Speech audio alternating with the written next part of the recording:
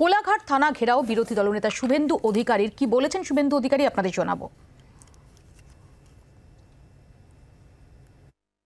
আমার কোলাঘাটে একটা rental guest house আছে, মাসে ভাড়া দিয়ে এখানে থাকি। আগে গেস্ট হাউস, সরকারি গেস্ট হাউসে উঠতাম, তখন শাসক দলে ছিলাম। আমি যদিও বিরোধী দলনেতা, গেস্ট হাউসের আমি চাইলে পেতে পারি, কিন্তু আমি নিই না। অনেক লোকজন দেখা করতে চায়, কাঁথিটা অনেক দূর হয়, কলকাতাটাও অনেক দূর হয়, ওখানে অনেকের সঙ্গে আমি মিট করি। তা আমার ওখান থেকে যে কেয়ারটেকার ছেলেটি আছে বললো, স্যার কিছু সিভিল ড্রেসে আইপ্যাকের ছেলে আর সিআই ওসি কোলাঘাটের, তারা তমলুকের সিআই কোলাঘাটের ওসি, তারা কাউকে না বলে এখানে ঢুকেছে এবং আপনার বেডরুমে ঢুকে গেছে। আমি তখন বললাম যে আপনি যে অফিসার আছে তাকে ফোন দিন। প্রথমে ফোন ধরতে চাইনি, পরে কোলাঘাটের ওসি সৌরভ চিনা ফোন ধরলো। আমি বললাম দেখুন, আপনি আমার পৌঁছানো পর্যন্ত ওয়েট করতে হবে। শুভেন্দু অধিকারীর প্রিমিসেস সার্চ করতে গেলে হাইকোর্ট থেকে লিভ নেবে অথবা হাইকোর্টের অনুমোদন নিয়ে করবে, এবং সার্চ ওয়ারেন্ট ছাড়া, ভিডিওগ্রাফি ছাড়া, আপনারা মিডিয়া ছাড়া বা আমার উপস্থিতি বা আমার অনুমোদিত লোকের উপস্থিতি ছাড়া আপনি সার্চ করতে পারেন।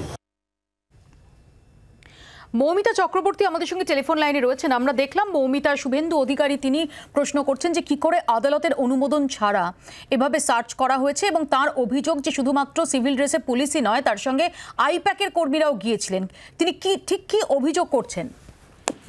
তার মারাত্মক অভিযোগ, তিনি বলছেন যে সার্চ ওয়ারেন্ট ছিল না, ভিডিওগ্রাফি ছিল না, মিডিয়ার উপস্থিতি ছিল না, অর্থাৎ কোনো প্রমাণ রাখতে দেওয়া হয়নি। হঠাৎ করে সিভিল ড্রেসে আইপ্যাকের কর্মীদের নিয়ে তমলুকের সিআই এবং ওসি তারা কেন পৌঁছালেন? এবং শুধু নয়, তিনি জানাচ্ছেন, তিনি অভিযোগ করছেন যে ওখানে যখন বিজেপি কর্মীরা উপস্থিত হন, তারা দেখতে পেয়েছেন যে ছোট হাতিতে করে কিছু টাকা এবং অস্ত্র নিয়ে যাওয়া হয়েছিল।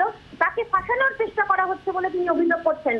শুভেন্দু অধিকারী তিনি জানিয়েছেন যে অবিলম্বে ওই দুই অফিসার চম্পক রঞ্জন চৌধুরী এবং সৌরভ জিনা তাদেরকে সাসপেন্ড করতে হবে, এবং নির্বাচন কমিশনের কাছে তিনি আজকে যে ঘটনা ঘটেছে তার সিসিটিভি আজকে রাতের মধ্যেই পাঠাচ্ছেন। অবিলম্বে এই দুই পুলিশ অফিসারকে সাসপেন্ড করার দাবি জানিয়েছেন শুভেন্দু অধিকারী। তিনি তার বক্তব্য যে শুভেন্দু অধিকারী তিনি হাইকোর্টের রক্ষা কবচ পেয়েছেন, এবং এর আগেও তাকে এইভাবে ফাঁসানোর চেষ্টা হয়েছিল মেঘনাথ পালের ঘটনার তিনি উল্লেখ করেছেন। তিনি বলছেন যে সেই সময় তিনি হাইকোর্টের দ্বারস্থ হয়েছিলেন এবং নির্দিষ্ট মর্মে তিনি আইনি রক্ষা কবচ নিয়েছেন, কিন্তু কোন রকম আইনের তোয়াক্কা না করে যা করা হচ্ছিল। তিনি যখন বারবার করে চেষ্টা করেছিলেন ফোনে যোগাযোগ করার, সেই সময় তার ফোন ধরতে চাওয়া হয়নি, পুলিশ অফিসার কথা বলতে চাননি। মৌমিতা, পুলিশের পক্ষ থেকে এখনো পর্যন্ত কোন রকম বক্তব্য পাওয়া গেছে? দেখো, এখনো পর্যন্ত পুলিশের তরফ থেকে অফিসিয়ালি কোনো মন্তব্য করা হয়নি, যদিও শুভেন্দু অধিকারী তিনি তার বক্তব্য জানিয়েছেন। মৌমিতা, ধন্যবাদ। মৌমিতা চক্রবর্তী আমাদের সঙ্গে এতক্ষণ টেলিফোন লাইনে ছিলেন, এবং মৌমিতা যেটা জানালেন যে শুভেন্দু অধিকারী আরও বিস্ফোরক অভিযোগ করেছেন যে সেখানে নাকি ছোট ম্যাটাডোরে করে টাকা এবং অস্ত্রশস্ত্র নিয়ে যাওয়া হয়েছিল। শুভেন্দু অধিকারীর অভিযোগ যে তাকে ফাঁসানোর জন্যই সিভিল ড্রেসে পুলিশ গিয়েছিল আইপ্যাকের কর্মীদের নিয়ে, এমনটাই শুভেন্দু অধিকারীর অভিযোগ, যদিও পুলিশের পক্ষ থেকে এখনো পর্যন্ত এই সম্পর্কে কোনো বক্তব্য মেলেনি।